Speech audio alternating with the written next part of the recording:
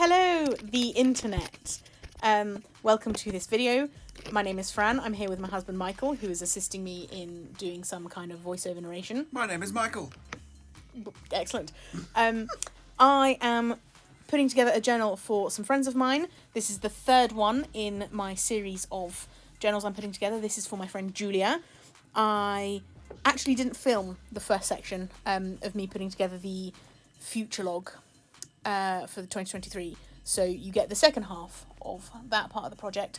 I'm working in a Scribbles That Matter. Okay. What's Scribbles That Matter? It's a brand. Okay. It's a Scribbles That Matter B5, I think is the size. And the paper is 120 GSM. So it's actually quite a thin paper, but it's very, it's like very nicely sized, which is like the chemical that they put on top of the paper to stop the ink bleeding into the paper immediately. So even though the paper is quite thin compared to other journals that I've worked in, it's actually quite bleed and ghost proof, which is quite nice. So what's happening here? There seem to be pages within pages within pages. Yes. Oh. Well, sorry. Oh, I have a corner clipper that rounds the corners. Oh. Yeah. Oh, fancy pants. Yeah, you paid for it. Oh.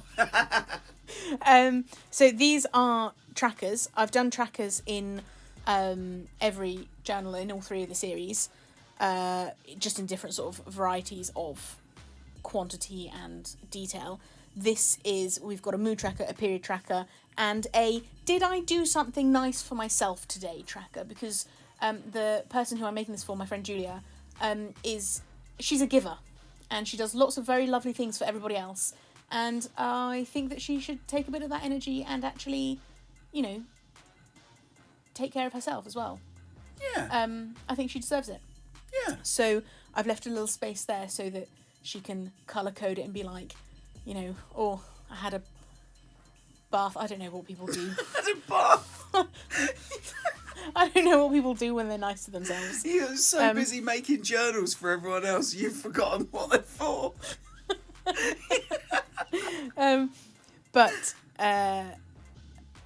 Yeah. So there's also this bit in the inside of the little Dutch door flapperoony, as you like to call them. There's a little anxiety tracker as well, so that obviously, in the current climate of the world, everyone has a lot of anxiety. So Julie can track a little bit about when she has good days or bad days. Okay, so you got mood, period, and... Did I do something nice, and anxiety. Okay. But the nice thing is that the anxiety tracker is tucked away, so she doesn't have to look at it if she doesn't want to. So you would the want it to cause anxiety. Exactly, right? And then Smart. she also has in that hidden section in the Dutch door, a little budget planner / tracker, so she can just write what her budget is, how much she spent and how much she saved. When she was a student, she said that she used to budget to the penny and she hated it. So now that she's working like a real adult grown-up job, she has sort of thrown away her budgeting habits, and she said that she wanted to get back into it, but without the sort of same degree of intense obsessiveness. Oh, okay, yeah. So I've done it in just like a very, 3-digit, three numbers, simple, tucked away, so she doesn't have to look at it apart from once a month. I kind of wish I'd been like that when I was a student, because I just maxed out an overdraft and then spent years paying it off. Yeah. I had a system. It didn't work.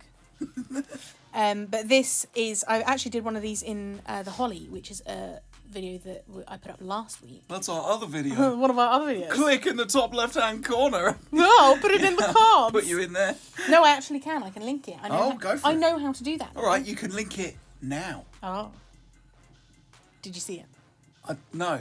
Did it... Oh, you're doing it in the future. I am doing it in the future. I see. So this is a 52 memories to memory.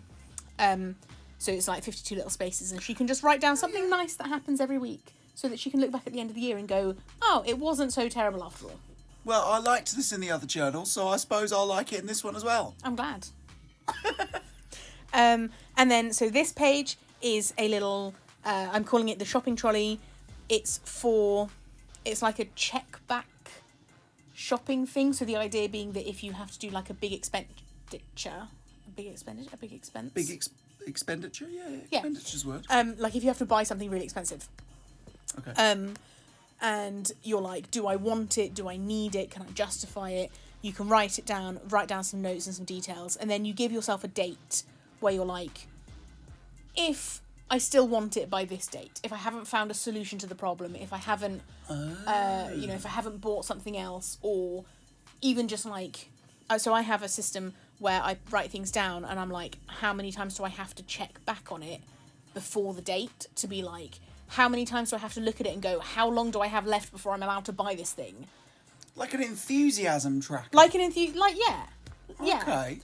So, oh God, I missed the transition here. I got distracted talking about something completely irrelevant. Sorry. Page turn. Is that not what pages sound like? Yes, it absolutely is, my love. So, Julia is a gardener. She has a green thumb. She is great at growing stuff, both beautiful stuff and edible stuff. So, she wanted a specific section where she could plan out the year, where she can go, what do I need to plant indoors in this month? What actions do I need to take? What do I need to move outdoors? What do I need to harvest? What's going to bloom now? So she has like little spaces where she can just like plot out her actions in the garden for the year. And she gave me a list of flowers that are relevant to each month. And I didn't want to just go for like a generic one on the internet because, she knows a lot about this kind of stuff anyway. So she gave me a particular list, and then I tried to draw them as one-line drawings, and it turns out that I'm not very good at drawing flowers or one-line drawings. What? One-line drawings as in what? It's just one line from start. It's just one continuous line. Top to bottom. Yeah, I'm really bad at them. I hate them. I don't know why I wanted to do it. I think I thought it would be easier. It wasn't. But I got so stressed out from doing it that I instead focused on doing the front cover. And this is actually a quote that I think I stole from a sticker about surfing, and the original quote was, "A bad day on the waves is better than a good day in the office." Thief. Absolutely, yeah. I can't believe it. I blame Picasso. There's a surfer out there who's just like... You're going to make millions! Crying himself to sleep. Or herself. Crying herself to sleep. Thank you did you. me wrong, dude. Brah. Is that allowed? Is that what surfers sound like? Still, I don't know. I don't know any surfers. We don't live in a country where surfing is a big thing. No. It's cold. Let's go down to Devon and surf. Yeah. There's no... Need a wetsuit all year round. Rock beaches and pain. Anyway, so I got a bit anxious about the flowers not being recognisable, so I actually labelled them afterwards, because I didn't want them to be misunderstood. Fair.